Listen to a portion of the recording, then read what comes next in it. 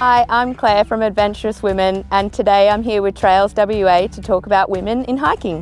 One of the questions I get asked about most are blisters and hotspots and what to do to prevent them from happening and to treat them. When it comes to blisters, the most important thing is prevention over cure. So we want to be trying to put a prevention barrier in between your foot and your shoe to stop a blister from forming. Things like hiker's wool, this is alpaca's wool, but you can use sheep's wool, merino wool. This is Fix-A-Mole. Some people like to use band-aids like blister band-aid, but these are just some of the things that might come in handy when you're on the trail.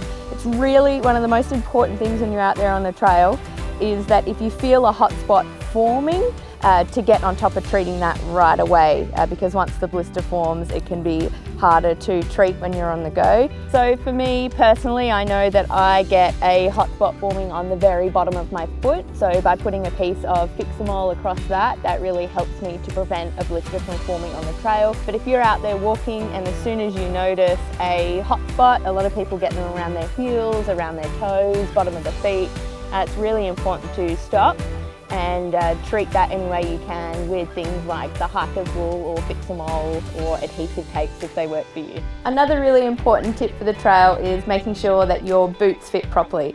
Now everybody has different feet, everybody has different walking patterns, so what's most important is that you go to a professional to have your boots or your shoes fitted to suit you. For example, I have boots with an ankle support and then I also have trail runners for a different type of terrain, so it's really good to go and get some advice on what's best for you. As well as blister prevention and having the right shoes for ankle protection, another way to prevent injury on the trail is with hiking poles. Hiking poles are great for preventing injury in the present, so when you're going uphill and downhill to help you balance yourself and catch yourself if you're going to slip or fall. And then in the long term, if you're out there for a couple of days or getting a couple of Ks under your belt, they're really, really good for long-term injury prevention as well, for your ankles and your knee support. There's a couple of different factors to consider when it comes to hiking poles. Some have foam handles, some have cork handles. You may find that one is better for you than the other. So it's always best to go in store, check out a couple, speak to somebody about the best way to use your hiking poles and what kind of different brands are out there.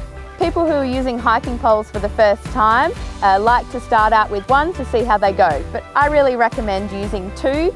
Two means that when you're out in the trail, if you have a slip, you've always got 3 points of contact with the ground. They come sold in sets of 2 for a reason, so best to get out there and use both.